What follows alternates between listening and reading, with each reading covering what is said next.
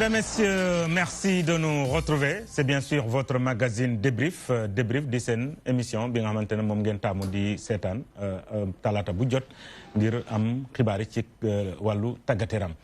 En tout cas, c'est un plaisir de vous retrouver chez vous. te man jamono ji nag ak taw bi xam naa ñu bëri ñu ngi toog seen saal yi di ñu bàyyi xel. xam ngeen ne boo leen déggee El Hadj Diouf boobu rek dañuy xam ne Débrief moom mooy ñëw tey nag ma am mbégte loolu retrouver sama ñaari consultant keneen ki consultant basket keneen ki consultant football gis ngeen ko fii samedi bi passé muy Aliou Soumaré maa ngi lay nuyu bu baax a baax. te di la gërëm. Sambou bi yaa ngi maa ngi lay fay bu baax. di nuyu su coach Cissokho. di ko gërëm di ko sant. coach Cissokho NBA.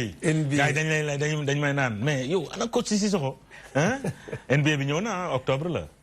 voilà donc mbokk yi ñu waxaale ko ñu ne ñu wax xamal gars yi ne gis nañ bande annonce bi sax la NBA va démarrer au mois d'octobre vraiment la woon fa woon rek ñi defaat ko noonu n'est-ce pas. bu soobee maa ngi lay nuyu. Sambou bi maa ngi lay fay. nga daw nag daw yu métti parce que Thiès nga jógee nii ñëw. waaw c'est normal parce que bu la nit ñi soxla da ngay mettre les bouchées doubles pour egsi parce que c'est normal. loolu moo tax ma def li may def yëpp maa ngi nuyu ak sama naataango Aliou Soumaré nga xam ne man fervent supporter am laa woon bi muy football GIA donc nekk ak moom bokk ak moom partagé ak moom plateau bi lu ma neex la et vraiment dama si bëgg di si kontaan et di le remercier waa DTV yëpp. Très bien. En tout cas, j'ai une crème devant moi. Aliou Soumaré, ancien international de football, ancien latéral de l'équipe nationale du Sénégal, ancien joueur et capitaine de la Jeanne d'Arc de Dakar. Il est aujourd'hui coach de football. Coach Idrissa Cissokho. tey ñu bëri ñu ngi tey ci basketball masculin ci ñoom Gorgui Sy Dieng moom moo leen formé moom mi moo leen formé à Site Academy donc ça veut dire tout simplement li ñuy waxtaanee fii tey dina am solo lool ci ñi ñuy seetaan alors tey nag ñu war a am ñaari ponk ba ñett benn bi mooy ci wàllu basketball ak l'équipe nationale féminine bi nga xamante ne mu ngi participer championnat du monde tey jii amoon na benn match suba am na beneen match dinañ ci ñëwaat léegi waaye tamit dinañ waxtaanee football ak liste Aliou Cissé surtout li nga xamante ne moom mooy match contre le Soudan mais dinañ waxaale tuuti parce que on n'a pas eu le temps vraiment de débriefer Sénégal Madagascar wala Madagascar Sénégal ci match bi ñu génnoon 2-2 à Tana mooy Antananarivo donc dinañ ci waxtaanee leneen li mooy maanaam li nga xamante ne moom mooy FIFPro bu FIFA xam ngeen ne Luka Modric moom lañ tànn mu nekk meilleur joueur de cette année mu wutu Cristiano Ronaldo mais tamit l'équipe type gis nañ ne aussi Real de Madrid feeñ na ci lool parce que am nañ ci 5 joueurs loolu tamit dinañ ko waxtaanee bu ci njeexantal bi ci seen magazine Débrief mbégte loolu lañ am nag ànd ak yéen ngir rek mun a waxtaanee wàllu tàggat yaram fii nag mooy Débrief dañuy teg lépp ci table bi waxtaanee ko coach Cissokho dañ koy dooree d'abord ak basketball ak équipe nationale bu Sénégal sànq la pare seen match bi diggante ñoom ak Chine 8 points d'écart balaa boobu ñu joué contre Lettonie gagné Lettonie 1 point d'écart États-Unis massacré ñu ban jàngat ngay am tey ci parcours équipe nationale bu Sénégal ci premier tour bi.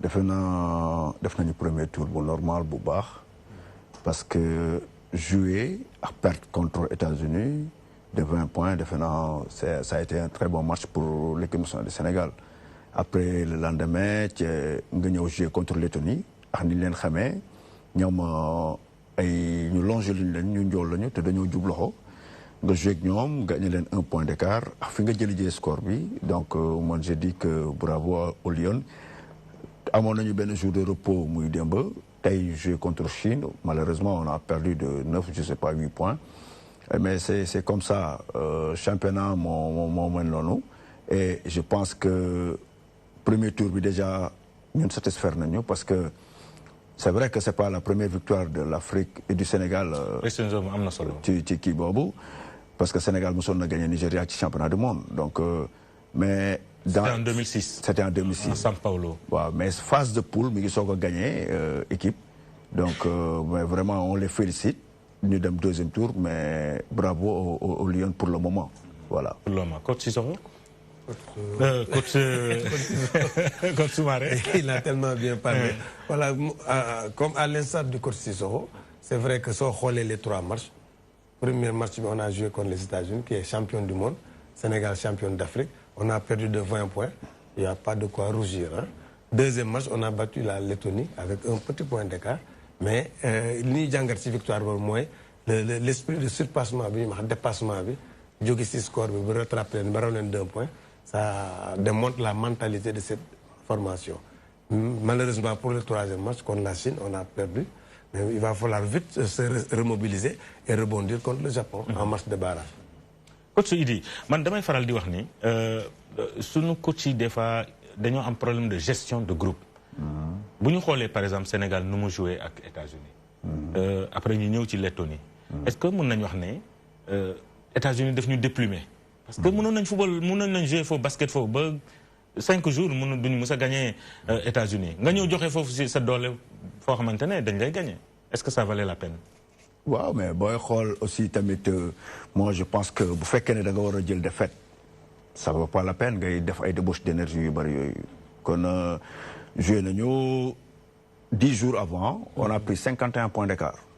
On n'a pas à rougir de ça parce que force yi bokkul équipe yi bokkul donc nga joué ak États-Unis perte ci loolu amul loo ci rougir. Donc boo ñëwee wàññi score bi de 31 points donc ñu door la 20 points daf ngay débauche d'énergie bu métti. Ça s'est senti un peu ci match Lettonie bi. Match Lettonie bi on a gagné au forceps. dem nañu ba nga xam ne ñëpp tiitoon nañu foog dañuy perte match bi alhamdulilah rabbil alamin yàlla may ñu gagné parce que match bi ñu joué woon la veille dafa métti woon. joué États-Unis benn moment égal à égal dafa xawoon métti boo seetloo États-Unis ñoom dañoo xam ne dañu bëgg a dem fu sori moo tax ñu doon def rotation di tourner seen banc qui va aller loin maintenant ça monte. li muy tourner nag yaakaar ñoo ci ne. waaw parce que ñoom ñi premier match la mi ngi mel ni comme ñoom Usain Bolt bu ñuy entraîné phase éliminatoire yi du ñu accéléré dañuy ñëw gérer seen qualification ndànk parce que dafa am fu ñu war a jëm États-Unis bokkul ak Sénégal Sénégal dafay jouer pour wàññi score contre États-Unis mais États-Unis day jouer pour premier match am la day dérouler. day entraîné wu. day entraîné wu day déroulé wu. kon cela veut dire que moom dafa deuxième phase yi lañ koy xaar États-Unis donc Sénégal c'est normal mu am euphorie boobu jouer et c'est bien aussi ñu jouer perte de 20 points c'est excellent et le lendemain ça s'est fait sentir un peu. Ça s'est fait sentir loolu moo andi tamit même noppal ko nañu benn jour mais tey dañu gis ne xale yi dañoo sonn carrément parce que débauche d'énergie bi ñu def contre États-Unis débauche d'énergie bi ñu def contre Lettonie parce que Lettonie suñu xeexul woon dañuy perte match bi il a fallu sortir le grand jeu pour dem et loolu tamit bokk na ci force yu bari ñu bàyyi ci on a laissé des plumes en l'air et loolu dafa andi tey dafa feeñ tey ci match tey bi gis nañu même ak 24 heures de récupération booy ñu ngi am problème physique ba léegi voilà. mooy j'ai problème de gestion bu est-ce que ça veut dire que bu ñu jéewuloon bu ñu comme énergie yi muy wax nii bu ñu ko déployé woon trop ci États-Unis mënoon nañ gagner facilement Lettonie et gagner aujourd'hui contre la Chine. Effectivement comme l'a dit coach Sissoko li ñuy fournir contre États-Unis c'était xam nga bu ñu koy jouer contre États-Unis dañ doon bañ amaat écart boobu xam nga ay 100 points 50 points. Des fois c'est un peu humiliant. Mais victoire je sais bien donc wane nañ nag xarañte ba rek réduire écart ba 20 points mais malheureusement on a fourni beaucoup d'efforts par la suite contre la Lettonie on a encore fourni beaucoup d'efforts surpassement mental moralement ba génn si mais après le match les gens ont beaucoup fêté aussi j'ai regardé quelques images sur des chaînes de télévision. J'ai vu que les filles s'amusaient, fêtes, entraîneurs. Oui, c'est une ligne voilà, finalement, c'était comme si la qualification était déjà acquise à l'issue de ce match-là. Alors, on a laissé des forces sur les 2 matchs, mais on a laissé aussi des forces en fêtant un peu la victoire sur la Lettonie, qui était une histoire, comme on l'a rappelé, historique. Parce que, comme nous, coach Wahé, nous avons gagné le Nigeria, mais en phase de poule comme ça, gagner une équipe européenne comme ça, c'est la première fois que ça arrivait à nos filles. xëy na loolu poussé na leen à fêter ba nga xam ne fatigue bi day continuer donc la récupération n'était pas au rendez-vous ça s'est senti contre la Chine et il faut se méfier des Japonaises parce que c'est le même style que les Chinois. Rapidité, vivacité, etc. Donc il va falloir se remobiliser, se reconcentrer pour aller à l'assaut des Nippon. Très bien. Coach Idi décortiquer ma match bi Sénégal fan la échoué tey ce match tey bi fan la parce que Sénégal ñëw na jusqu'à 2 points d'écart. Fan lañ échoué. Bah, nous avons échoué sur le mois. Déjà, c'est les pertes de balles. Donc, tu sens que l'équipe a un peu de fatigue. Nous réfléchir au bari. Nous commencé à perdre balles. Et nous avons un second sens. Nous avons tiré, raté balle, il faut que nous gagnions, et avec une équipe aussi à droite comme ça, donc comme lolo. So comme lolo dans les rails. Et nous, chaque fois, nous avons 2 points, 4 points, équipe demande. Donc, lolo, débauche d'énergie, bon, vous avez dans les fatigues à la fin. Donc, waruñu won bay ñu yobbu ñu ben score bi, mais il y a eu trop de pertes de balles, et équipe bo xamné pratiquement ay 20 points, ay 20 pertes de balles lay def match da fay xaw metti. Donc gestion bi lolu mom mo amone problème ci joueurs yi dañu waron gëna concentré wu té bal bi jëm ko dawal chercher à aller dans les 21-23 secondes pour essayer de mettre les paniers. Comme nous, nous avons fait. Parce que nous avons dawal bal bi, quelqu'un qui a une position pour libre, nous bal. Même c'est une big man bi, la fille qui a 15 ans, 16 ans, de 2,5 m, elle mettait les 3 points. Mais elle nous a fatigués parce que non seulement elle est grande de taille, mais elle est à droite. Et nous avons c'est une équipe, c'est un peu à l'image de la Lettonie. Nous avons tiré. Nous avons tiré. Et le basket moderne maintenant, c'est l'adresse. Notre jeu intérieur aussi a un peu pêché. C'est normal, c'est la taille. Et l'autre, la grande là, a mon kokoy contré. Parce que, elle faisait 1,97 m. Elle était à 2,5 m. Donc il y a une différence de taille. Et puis elle est encore jeune. L'une d'autres forces elle n'était pas présente aujourd'hui comme c'était le cas contre la Lettonie. Non, parce que la Lettonie, à peu près, grande bi, on a une taille, mais qui est et ça se joue au basket. Basket qui le soute, moi, les avantages au rebond. Elles ont pris beaucoup de rebonds offensifs, donc sur le rebond défensif, nous avons fort le bari. Et bon, ça c'est des secondes chances, mais le up, man ça dem na bay gis ay troisième chance dañ leen koy may.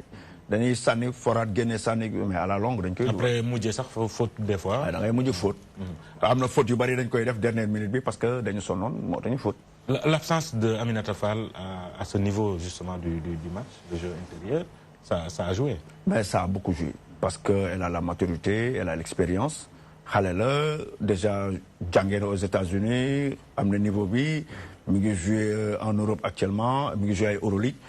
Je dis que absence blessure au mollet, ça a joué un coup à Sersar parce que ce fait qu'on a une fille de nous en rotation au niveau des grandes, dafay obligé des fois de jouer le sac au Moukhayri Sar 5. Elle est assez petite de taille pour nous jouer 5 fois. Mais amul lu muy def li mu am rek lay démé marché.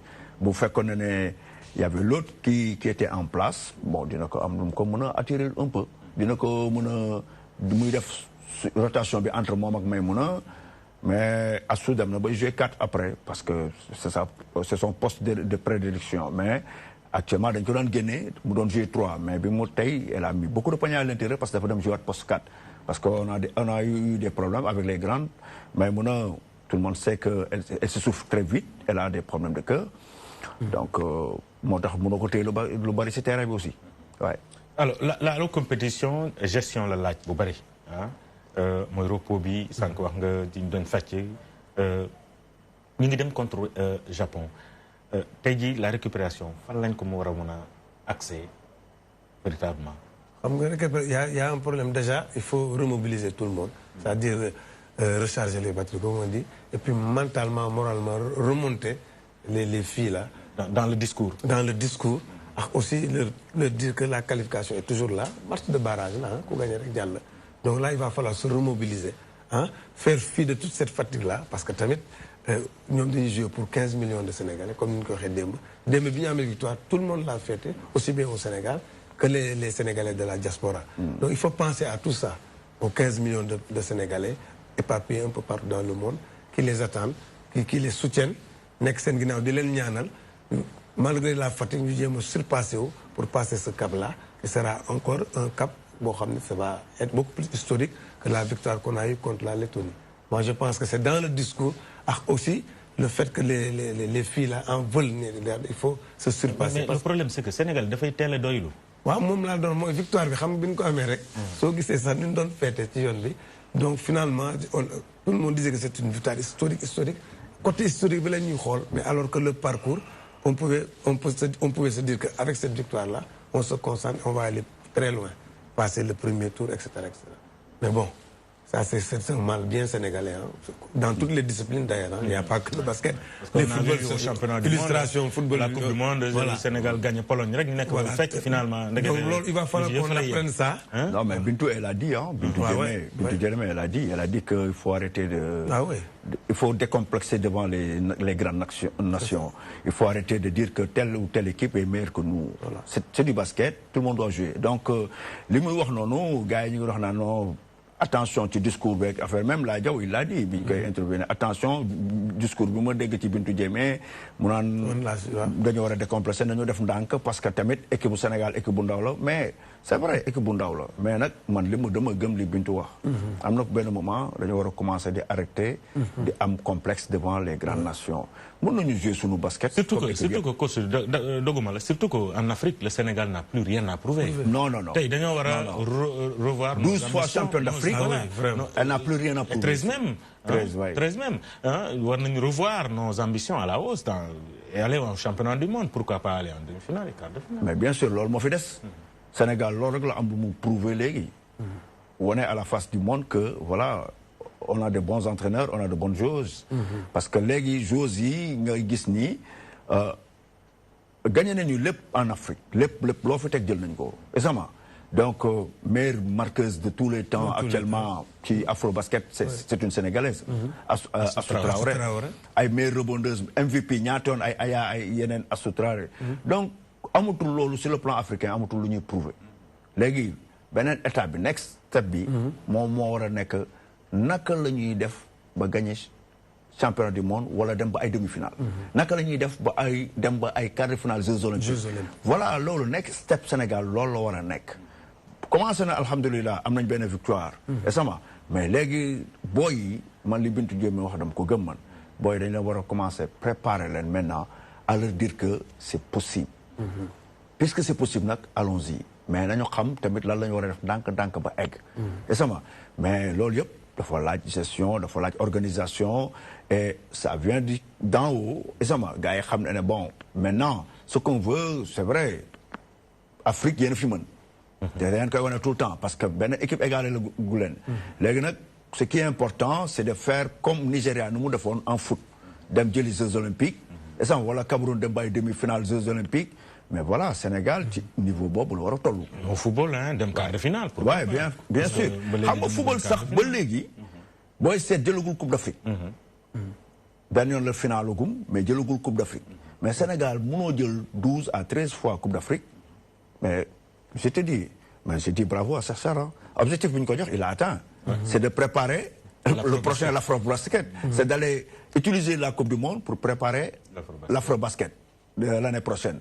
donc moom atteindre objectif am actuellement mais fédération bi ministère bi état bi ñoo war a commencer xool nag léegi next step bi lan la nit ki booy def ci dara da ngay jéem a màgg ñun Afrique on a plus rien à prouver ici léegi lan la ñu war a def naka la ñu mën a def pour jegeñ yeneen équipe du monde yi xool ni ñuy liggéeyee les entraîneurs sont en train de faire des recherches de se développer mais les dirigeants yi tamit développé wu noonu organisation yi développé wu noonu affaire bi rapidement day ñëw war nañ ko mën a gëm on a un ministre qui est ambitieux car bi ma ko déggee muy wax télé Matar Ba mais c'est quelqu'un qui est ambitieux exactement mais donc mënoo am ministre bu ambitieux noonu ba pare nga bëgg a taxaw donc ñun tamit dañu xool ambition yi jéem a pousse ambition yi mu xaw a sori tuuti quoi mais moom bu ñuy limiter ambition yi loolu la quoi bu ñu amee benn victoire ñaari victoire ça va. coach ambition nag dafa ànd ak moyen parce que on peut pas comprendre que voilà même le voyage c'était catastrophique hein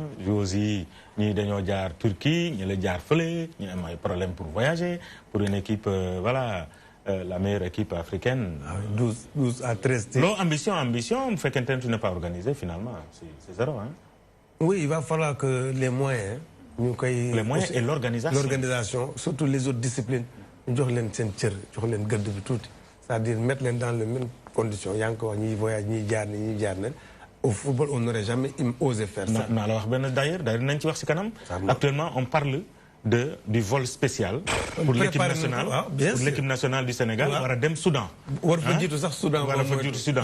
Alors que l'équipe nationale de basket mu ngi dem championnat du monde. Un problème. Hein, un problème, faut qu'on arrête. Soit on a une politique sportive, voilà, ou bien ñu ne non non non voilà dañ koy def nii rek parce que dañ ko def priorités. Hein? Bah, tu as parfaitement raison. Un poids, deux mesures. Voilà. Mënul nekk équipe nationale là, mais championnat du monde. Championnat du monde, ça arrive. Championnat du monde de football, on a dépensé, on a débloqué une enveloppe de 7 milliards. Purée. Ouais. C'est le paradoxe Sénégal. Hein? C'est le paradoxe, mais c'est normal aussi. C'est le sport roi, moom la gars yi bëgg. Mais gis nga la Tunisie lan moo leen développé ñoom bi ñu demee ba football bi sonal leen. dañu jël handball bi ak volley bi may leen doole moo tax dem nañ ba da ngeen gis ay demi-finale championnat du monde. ay finale championnat du monde. parce que politique sportive la rek. man su fekkee ne gañoo guma fii te am naa fii doole naa dooleel fii. C'est comme l'Angola. ba keroog. waaw c'est comme l'Angola.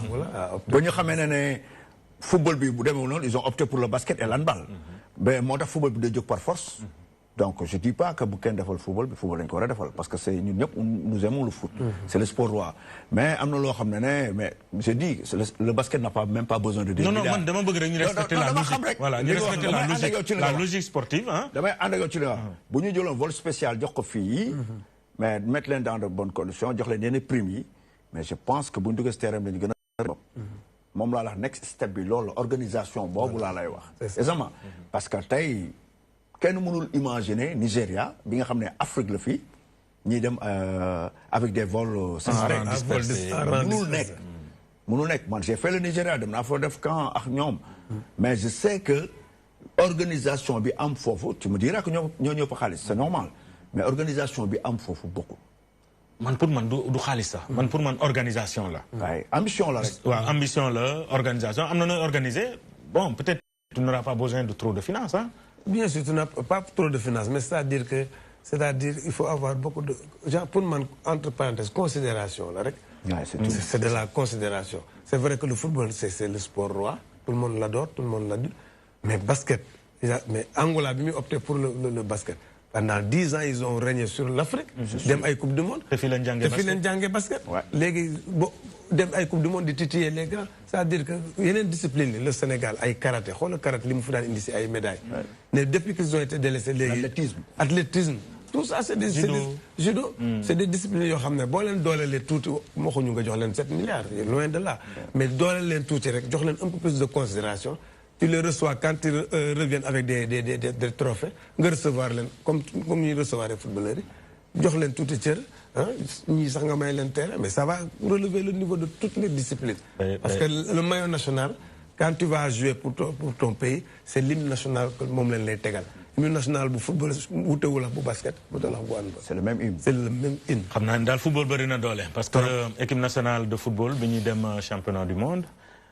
Président de la République moo leen jox maillot national. le basket bi ñuy dem championnat du monde pour la 4e fois. ministre moo leen jox le drapeau national. loolu mooy Sénégal dafa bëri paradoxe te man dama koy faral di wax des fois damay naan li ñuy gagné mérité wuñ ko.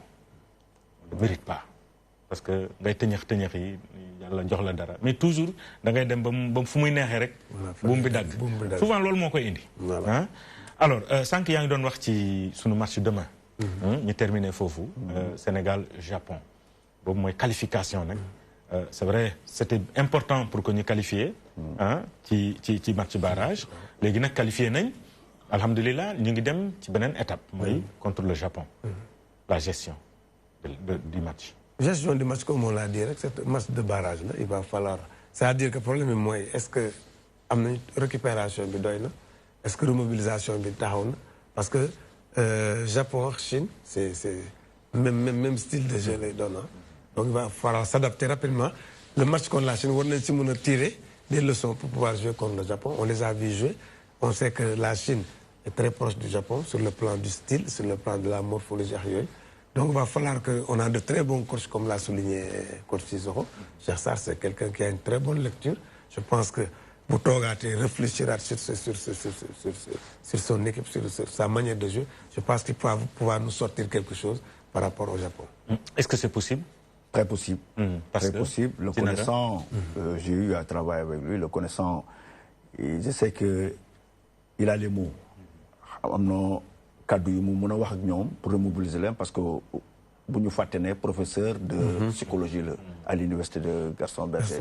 Il a travaillé avec nous pendant 4 ans au site d'académie. Donc, il avait auparavant les garçons. Oui, il avait auparavant les garçons. Pour remobiliser l'un. Mais comme nous l'avons dit, le basket nippon, c'est la même chose. C'est basé sur la rapidité.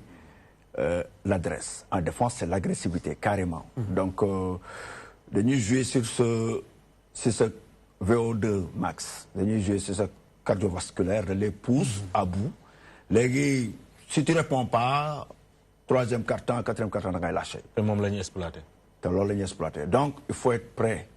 Souvent, je demande aux filles d'être prêtes. Parce que le staff va visionner le match d'aujourd'hui. Parce que lui, Cheikh, il aime trop les vidéos. Il va essayer de revoir le match d'aujourd'hui. Remobiliser. Il a un bon staff, parfait adjuvant. Il est très fort sur les coupures vidéo. Il est fort sur ça. Donc, c'est un bon assistant. Nous devons apporter les correctifs nécessaires. Nous perte de balle, manque de repli défensif. Parce que ça nous a joué un tour. Et ça m'a. Donc, il faut que nous replions parce que le basket nippon est très rapide. Nous avons gao. Coréens, Japonais, nous avons gao. Donc, repli, il faut le travailler pour jouer un tour. Donc, il faut replier très rapidement. Et ça m'a. Essayer d'arrêter le ballon pendant que nous avons replié. Et vous l'avez mis à second sens. Parce que nous avons double. Parce que, c'est une morphologie.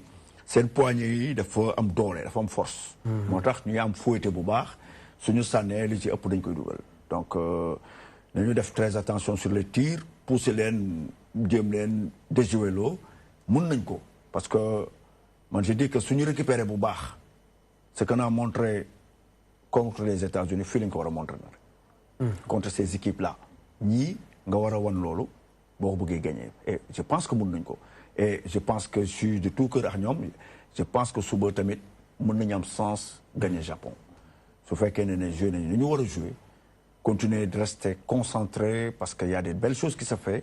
Et ça m'a vraiment l'équipe joue bien, mais problème fraîcheur rek la khawaragal. Voilà. Très bien. Alors le temps que nous dem ci transition bi dugg ci football dama lay laaj benn question rek. Footballeur footballeur la gis nga ni mu wax ci basket. mais moom tam bu xam naa bu nekk si football dina ci wax lu la jaaxal. Donc on va juste passer à une transition pour parler de football avec justement l'équipe nationale du Sénégal qui prépare un match contre le Soudan muy match bu am solo Sénégal contre Madagascar de partout. Match trop critiqué, un jeu très critiqué du Sénégal. La woon fa woon rek Sénégal le mun wane woon ci mondial bi moom la wanewaat na une équipe qui ne joue pas pour gagner, qui joue pour ne pas perdre. Presque daf mel ni moom l'a constaté. Est-ce votre position? Oui, mais puriste yëpp loolu la ñuy constaté parce que on a une équipe ultra défensive dans sa façon de jouer, même dans sa composition. À telle enseigne que le Sénégal vous joue des ballons adversaires, quel que soit le niveau de l'adversaire. On l'a vu à la Coupe du Monde. Ça peut réussir sur certains matchs, comme ça nous avait réussi contre la Pologne. Mais quand il faut faire le jeu pour gagner, c'est là où on a des problèmes. Donc, contre les Malgaches, on avait parlé de l'état du terrain, on avait parlé du long voyage, mais là, c'est valable pour les deux équipes, l'état du terrain surtout. D'autant plus que les Malgaches, même s'ils n'ont pas des joueurs de très très haut niveau, ils jouent. C'est pas qui joue en Europe. Donc, on a des problèmes de terrain. Stade Léopold Ségasson, tu as vu la pelouse, il y a quelques on a des frappes. Donc, pelouse vite, on est pratiquement.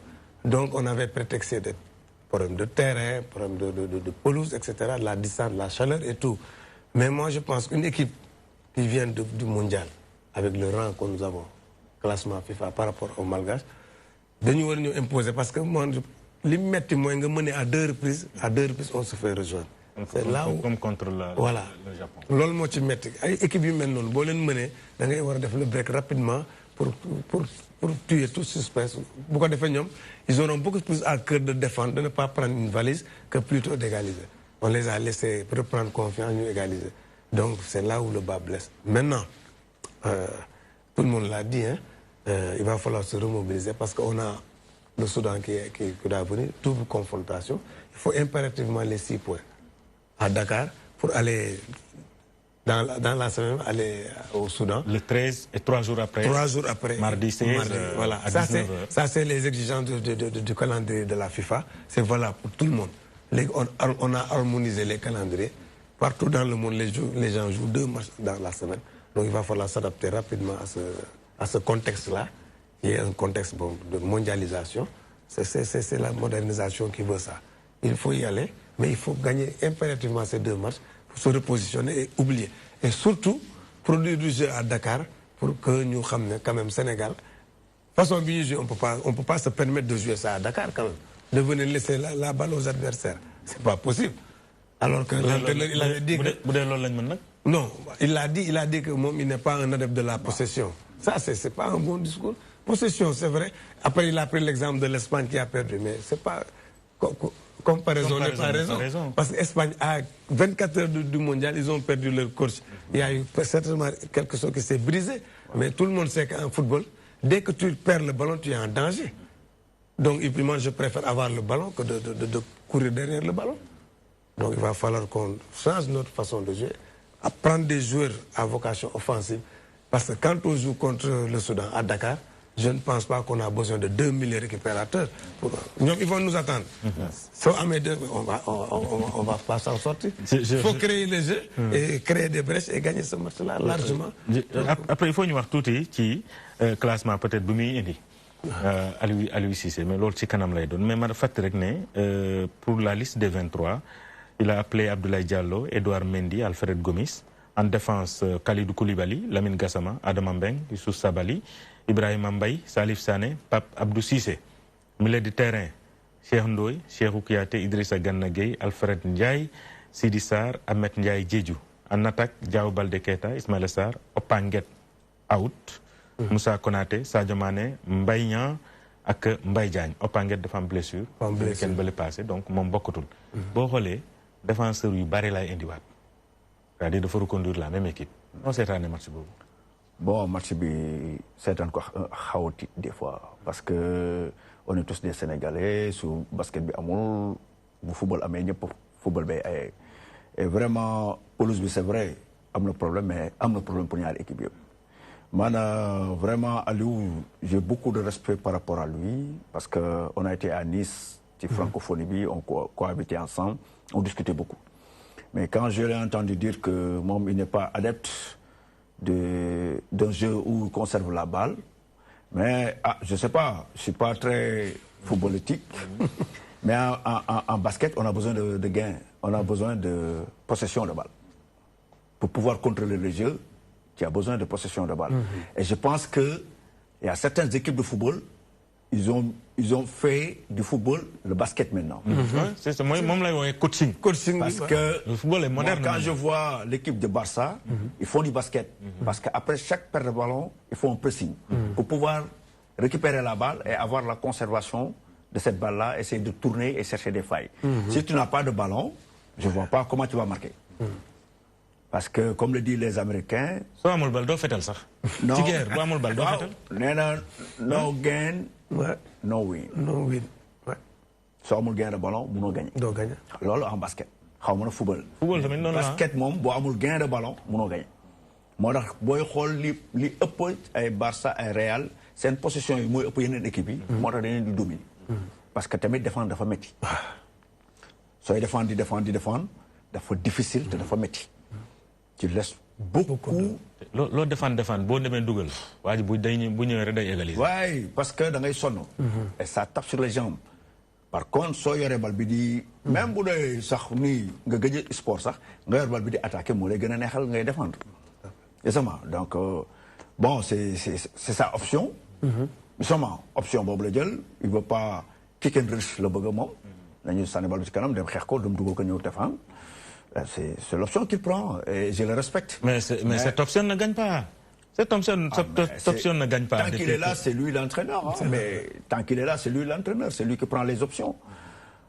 Man, mënuma ko wax leneen lu dul di ko jéem a féliciter, mais je dis que en sport collectif, on a besoin de gains, et on a besoin de possession et on a besoin d'une conservation de la balle.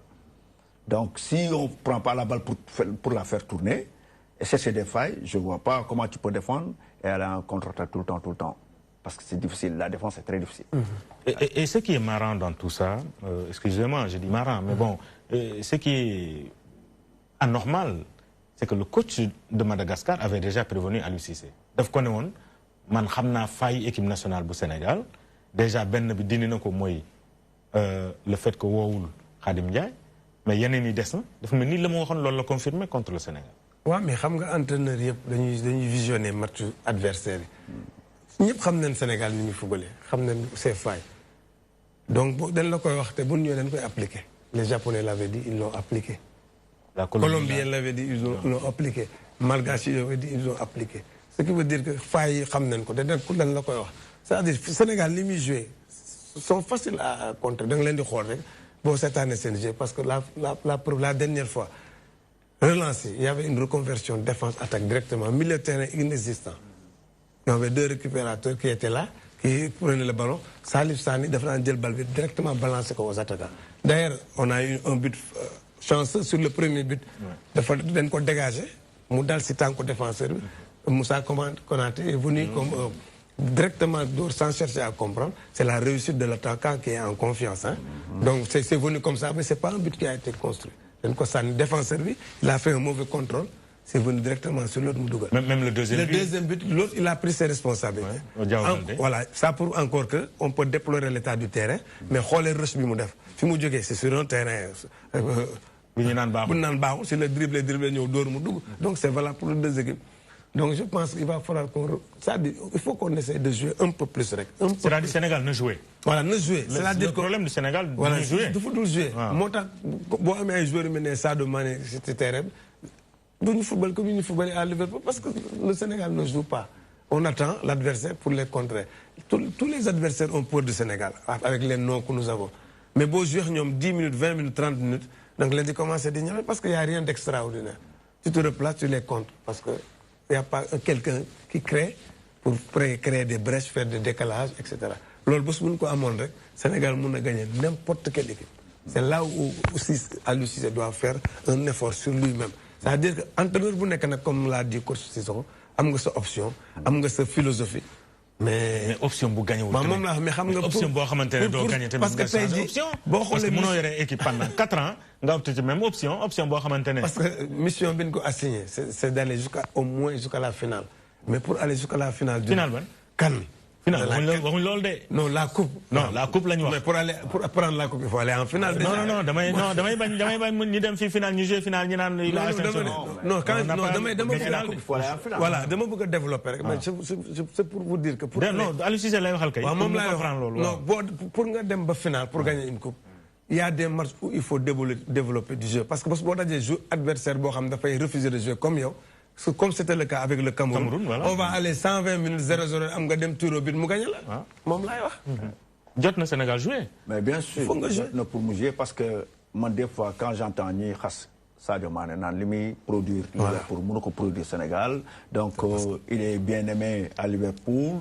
et il prend pas ses responsabilités au niveau du Sénégal mais ben nit mënu football ba pare ça dépend du système bi mom su fekkone jeu bi mi ngi don daw te gisuñu ko ci muy joxe effort mais moom il fait plus que défendre que d'attaquer. Voilà. Et à Liverpool il va défendre mais il attaque plus que muy défendre. Tout à fait. Parce qu'on lui cherche. dañ koy jox bal bi parce qu'il va vite dañ koy jox bal bi mu yóbbu. di centrer loo tax ñoom Salah affaire yooyu dañuy mën a am dara. te Liverpool à part de milieu terrain lay tabax. mais tabaxee à part de la défense. mais su fekkee ne moom dafa war a ñëw défendre daw défendre pendant 90 minutes. il peut pas. Il peut pas. Je ne suis pas un expert, je ne sais pas football, mais je sais que l'eau c'est difficile. Sénégal yëpp xam nañ dara ci sport. Exactement, parce que football moom ñëpp xam nañ. tout le monde a fait du foot ici. Tout le monde a fait du foot. Ouais, mon premier diplôme que j'ai, c'est un diplôme d'entraîneur de foot. Tout à fait. De quartier. Exactement. Le meilleur moyen que l'on devait être difficile. Pour moi, moi, de défendre tout le temps, d'attaquer. Mais gis nañ fi des fois ñoom El Hadj Diouf bi ñu daan football des fois day doxantu si terrain bi mais ndem si yàlla le feu. Baba Touré mais doon dox si terrain bi gars yi naa mais kii dafa yàpp nit ñi. mais 2 temps 3 mouvements il crée quelque chose jox gars yi dugal ko wala moom mu ñëw dugal ko. exactement Messi gis nañ ko day dox lu bari mais dans la construction du jeu. da ngay gis daf ciy bokk. mais les tâches défensives rarement la koy def. exactement Liverpool. Il a des stars yu ko wër. ay ñoom Salah ay affaire yooyu te ñoom dañuy construire pour jéem a def dara. exactement mais c'est pas la même équipe. donc Sénégal même bu fekkee ne tu me diras que am nga Diao Baldé qui va vite. tu me diras que Moussa Konaté va vite te mën na dugal mais su fekkee ne ñoom du ñu jot bal. mais naka lañ koy dugalee. pour nga dugal faut nga jot bal ak fi ñu leen di teg ci terrain bi. mais c'est ça le problème mooy li may naan la. mais il gagnerait plus à être un peu plus offensif. parce que moi je dis que. Pour mieux défendre, il faut attaquer. Bon, Soudan, c'est... ñaari match. 2 matchs. yoo xamante ni dañoo jege wanto. wax nga ko sànq Sénégal warul def match nul fii. Non. Sambou, c'est une double confrontation, c'est 6 points. Il ne faut pas se voiler la face. On a besoin de 6 points. Point barre. C'est que coach man su ma la déggee ngay naan on a besoin de 6 points. alors que amoo équipe boo xamante ne. Ah non.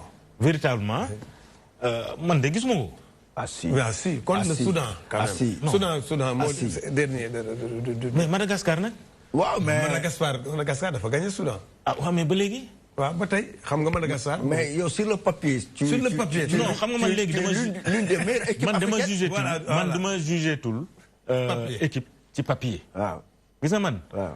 man ci coaching lay jugé léegi équipe gis nga aujourd'hui dans le football moderne ça c'est sama gis-gis la le football moderne aujourd'hui c'est comme le basket le basket on demande un temps mort c'est pour ajuster benn affaire yow doo nekkee coach en football da nga war a toog ci banc bi nga gis benn affaire nga ajuster ko bañ la dugalee galgal da ngay fexe nga dindi galgal bi rapidement mais malheureusement man loolu laa gisul ci coaching Aliou Cissé dañ waxante dëgg rek Sambou loolu c'est tellement vrai que avant football boo génn quelques années en arrière. époque bi ñu doon joué les coachs là ne tamit amul woon. limite li coach yi daawuñu jóge si banc bi dañ daan toog ci banc bi ba mi-temps. leen daan rectifier. léegi à l'instar du basket les coachs sont sur seen ligne bi la ñuy taxaw. dañuy 90 minutes coach dañuy taxaw di rectifier au fur et à mesure comme ça se fait en basket. donc le coaching est permanent c'est dynamique. c'est pas figé. da ngay taxaw tout de suite balaa adversaire bu yoree bal bi yow en tant que coach da ngay tout de suite tu replaces ton équipe par ta voix. replacer wu bu ñu paree bu ñu yoree bal les explosent et cetera. donc coaching bi c'est 90 minutes durant. te comme ni ma ko waxee quand 2 équipes se valent. c'est le coach qui fait la différence. léegi nag yow équipe bi bu dee yaa mën kële nag tu n'as pas besoin du coach des fois parce que coach bi. bu ñëwee y a des joueurs talentueux il a parlé tout à l'heure de feu Baba Touré. Baba Touré yi mu daan def ci terrain c'est pas le coach qui lui demandait ça. da daan ñëw bu xoolee ne war na mun téye bal raxas gars yi dugal daf koy def kenn du ko wax dara parce que il a réglé le problème. mais comme ni mu ko waxee coach bi aussi dafa daan adapté wu par rapport à Baba Touré. on parle de 2 milieux défensifs. La Jeanne d'Arc l'a joué en 1980. C'est la première équipe à avoir expérimenté 2 milieux récupérateurs. Pourquoi? Pour pallier au déficit de Baba Touré qui ne marquait pas, qui avait des problèmes cardiaques. C'est d'ailleurs ça, c'est ce problème-là qui l'a emporté, paix à son âme. Donc, il ne pouvait pas faire des efforts répétés. Donc, il fallait trouver un palliatif par rapport à ça. Donc, entre nous, les djiri, bon, on a équipe, li la am, li moko manqué, il y a quoi créer par rapport au groupe que tu as. Il faut actuellement, si on a un bon milieu offensif qui peut donner des ballons à Sadio Mané, mais attaque bi ñu am mun benn défense mun leen téye mais pourvu que ñu jot ay ballons dans de bonnes conditions. Ouais. À l'instar de ñoom Omar Gueye Sène ñu daal. voilà xoolal militaires yooyu. militaires yooyu dafa baax gisatoo ay militaires yu mel ne ay. Boy Bandi Kanam Boy Bandi ay Fidel Diatta. ay Omar Gueye Sène mais c'était des pourvoyeurs de balles aux attaquants. récemment dañ doon ñëw andi bal bi jox ko relayeur bi mu dem yóbbu ko. bu demoon coach bi joué. ah. voilà. Non, si Souabi les donne d'abord. Non, moi je ne parle pas du coach. Non, moi je parle pas du coach. Mais bu demul, bu équipe doxul. Équipe mën na dugg ci terrain mu jaxlé. 11 mën nañ dugg ci terrain ñu jaxlé. Yow entraîneur yow mi nekk ci banc bi. Yow war nga gis faay bi. Apporter la solution. Il y a des entraîneurs yoo xamante ne dañuy wax gardien bi ñu ne ko tëddal le temps que ma rectifier. loolu dafay am. Parce que il y a un problème. Parce qu'il y a un problème. Mais loolu laa gisul équipe nationale loolu laa wax est-ce que li ngeen di wax nii contre le Soudan c'est 6 points est-ce que loolu mën ngeen ko xaar ci équipe bi. Mais bien sûr gëm naa ko. gëm naa ne que war nañu mën a gagner pour mën a dem jëli. Objectif bu ñu ko jox. Voilà, pour gagner coupe d'Afrique.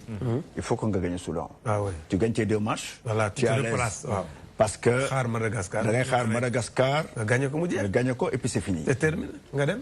nga dem qualifié. non jarul sax ngay xaar Madagascar. boo gagné ñaari dem nga. Non parce que man forcément Madagascar bu ñu Sénégal dina jouer. Ah oui. te Sénégal faut produire jeu day fekk mu qualifié. mu produire le jeu bi nga xam ne moom lay Sénégalais yi di xaar. C'est ça. récemment parce que comme ni ma la koy wax y a la matière. y a la matière pour mën a def loolu. Donc coach bi chacun a sa philosophie en attaque et en défense li ngay def. Ah nous au basket on a notre philosophie en attaque lii lay def en attaque. J'ai ma philosophie en défense lii lay organiser en défense. Les deux philosophies noonu ngay jouer pour gars yi xam ndax yow yaa ngi produire du jeu. Parce qu'il faut défendre et attaquer. C'est des sports courts. Ce ne sont pas des sports individuels.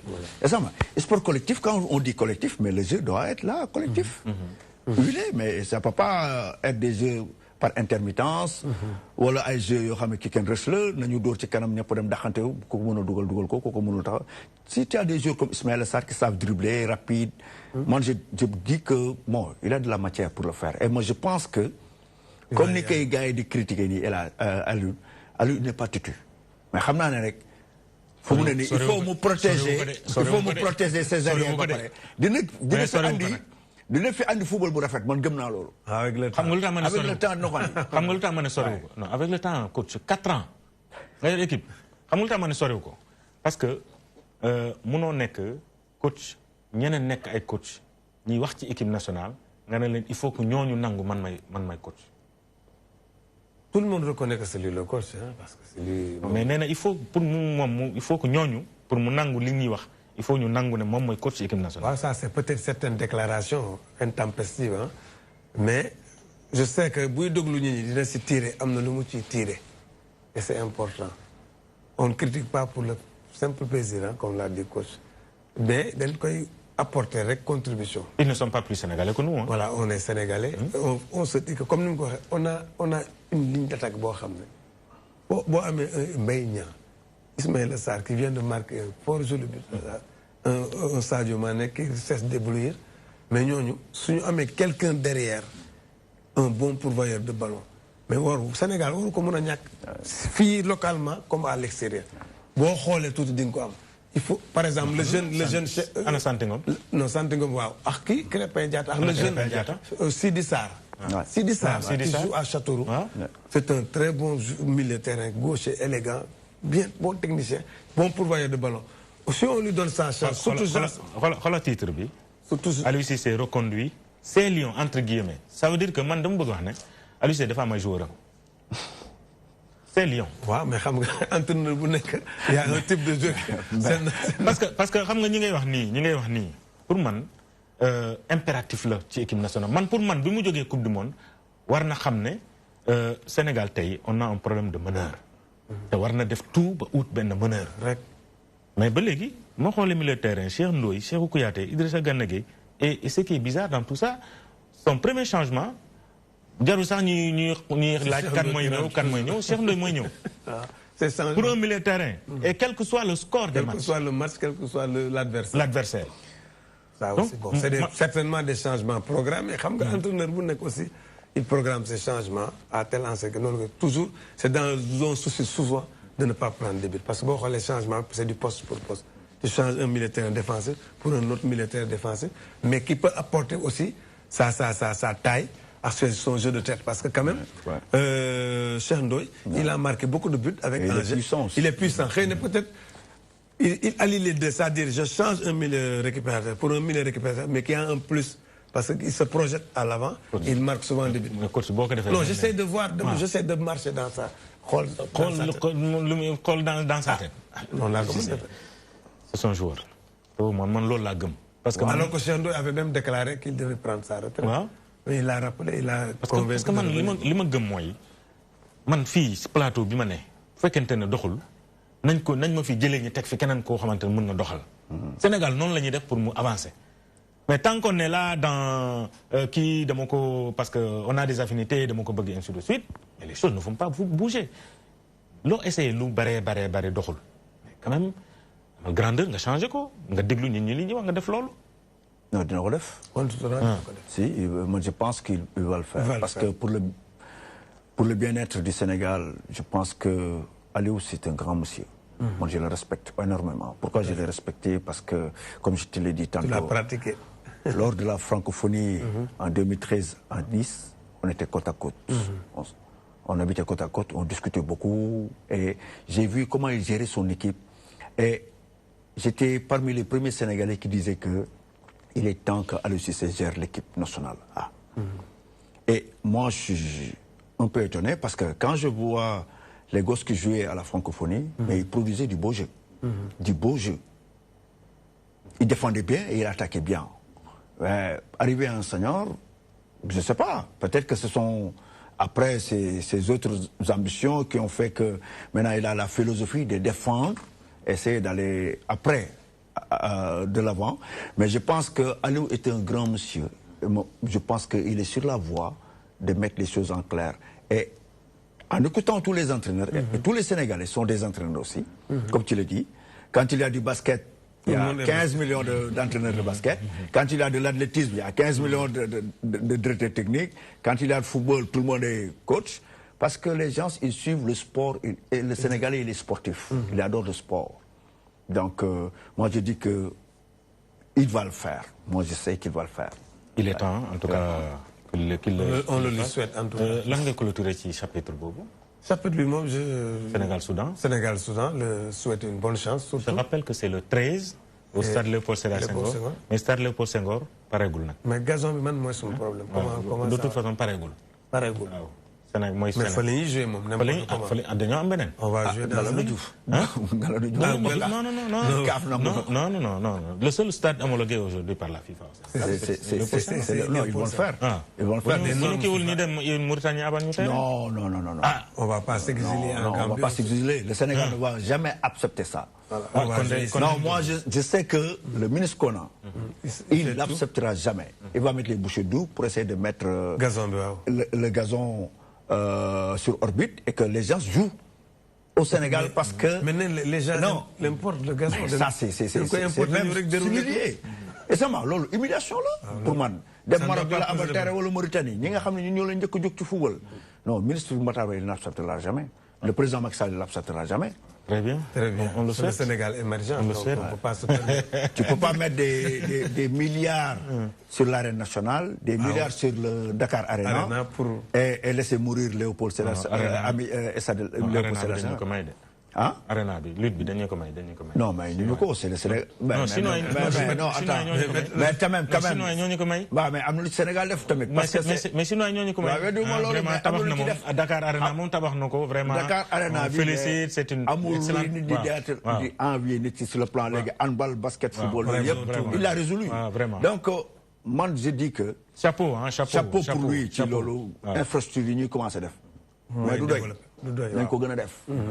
Man su fekkee am naa lu may wax Matar pour mu wax monsieur le ministre Matar Ba pour mu wax président de la République c'est chaque raison mu def ko au moins une petite salle de basket.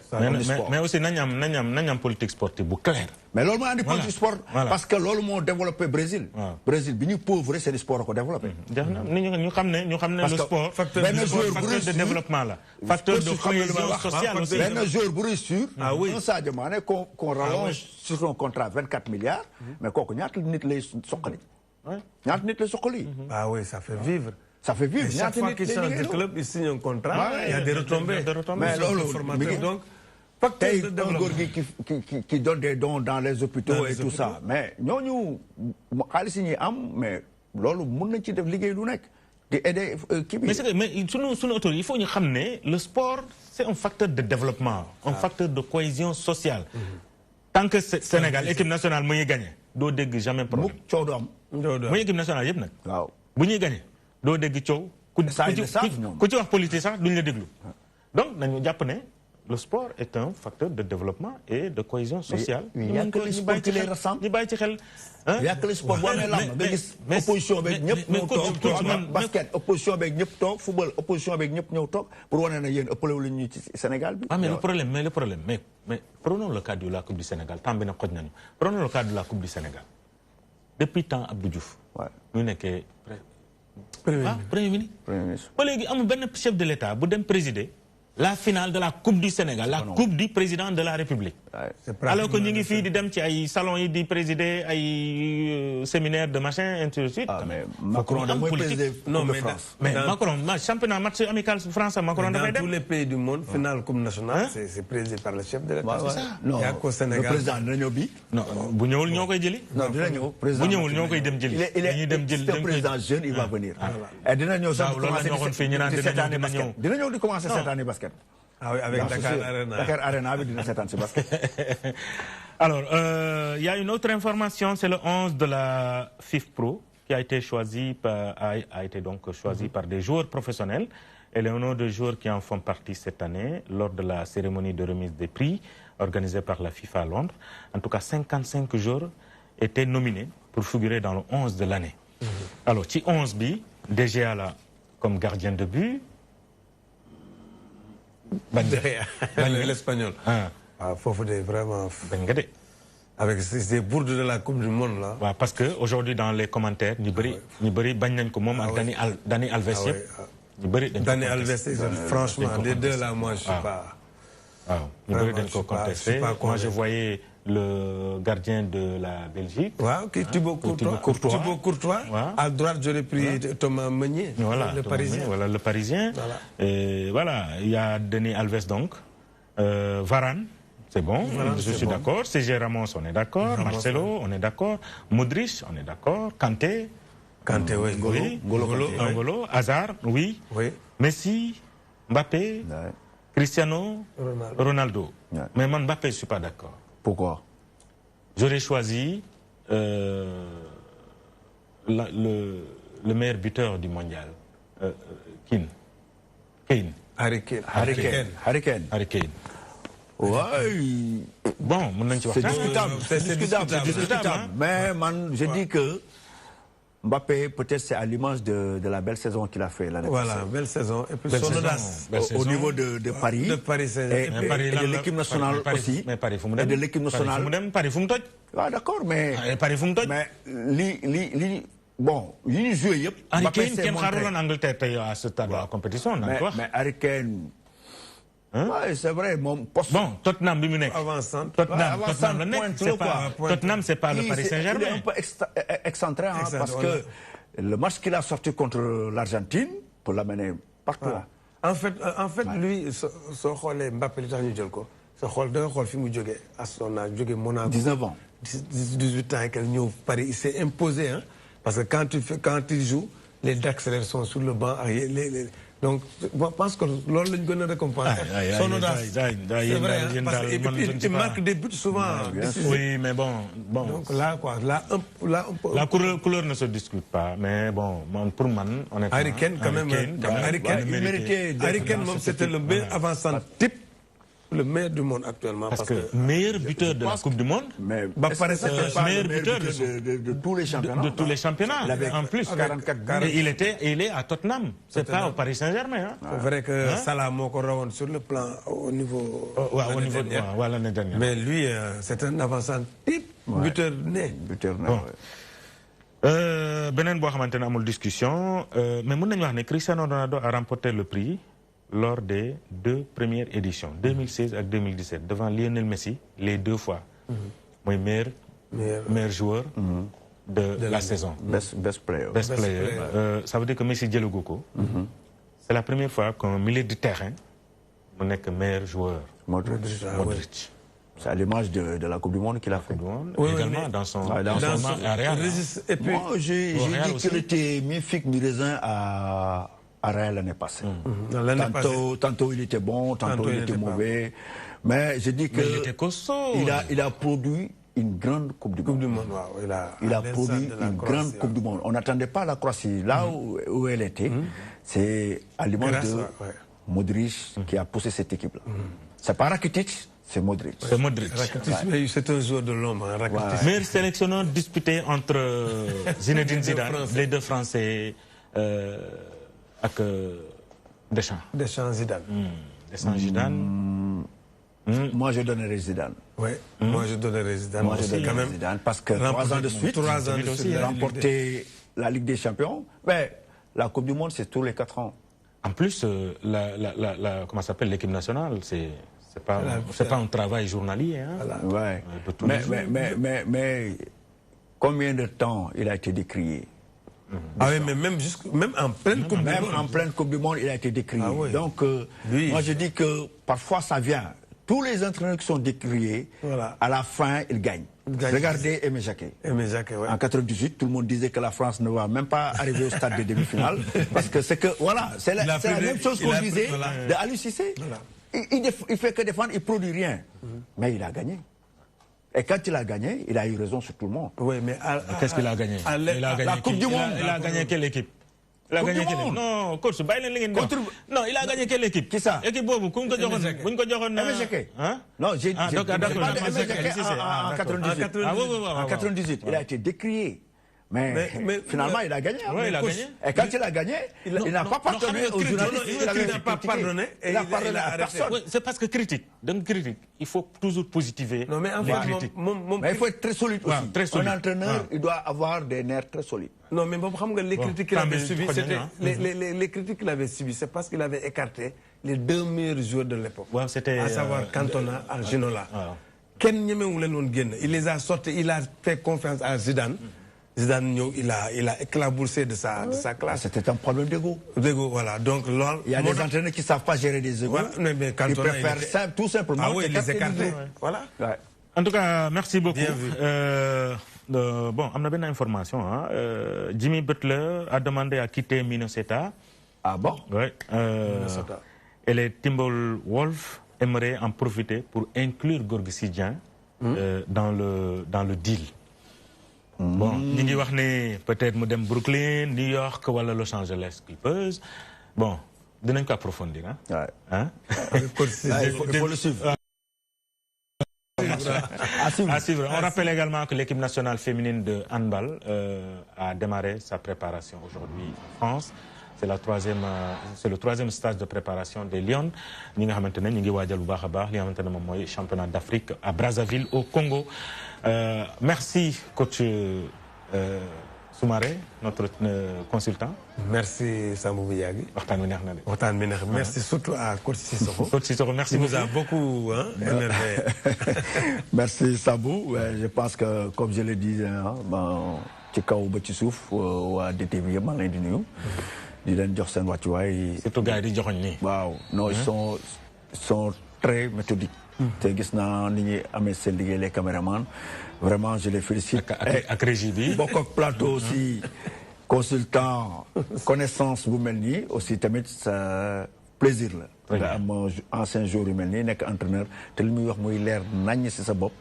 Mais il faut que tu m'as poussé ça un peu quelques idées sur un entraîneur de football. Très bien. Merci. En tout cas, merci beaucoup. Mais le message que j'aimerais adresser, bien sûr, aux acteurs du football, moi, Ningi Wadjal, match, match contre le Soudan.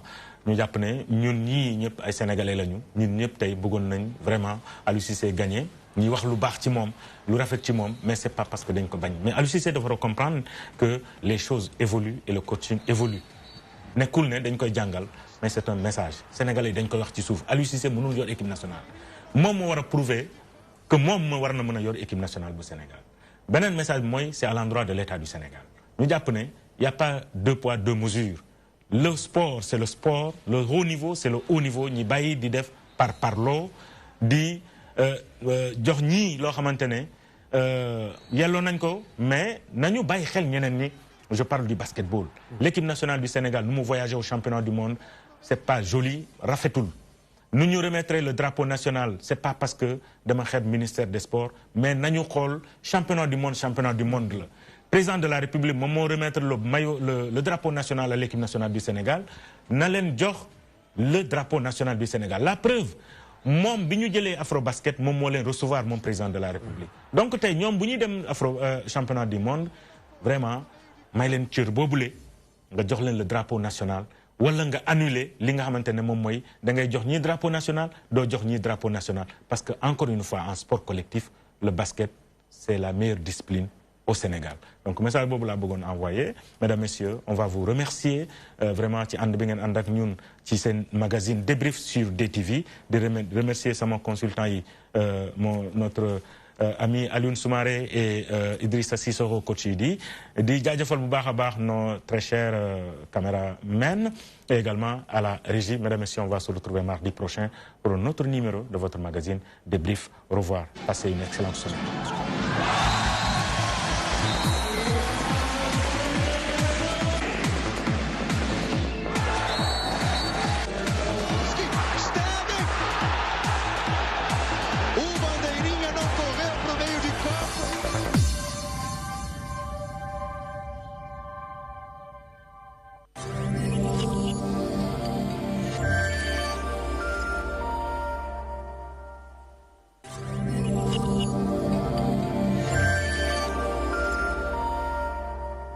téléspectateur u Dunya TV ñu ngi leen di nuyu foo leen mën a nekk ci seen émission bi di majalisul ulama di jataayu borom xam-xam yi waaye nag ñu dalal ñaar ñoo xam ne kenn ku ci nekk aalimul allaama la muy Serigne Ousmane Dia tabarakallahu ak Serigne Aïssa Seck kon kii seetaan tey dégg Serigne Abbas Sall te xamu ko lan bëgg bu ma la laajoon maa ngi ñëw ci yow comme yow la yàlla jiital ci jataay bi nga taarifal ma kan mooy Serigne Abbas Sall. bu ñuy wax ci taarifu Serigne Abbas Sall dañuy wax ni mu ngi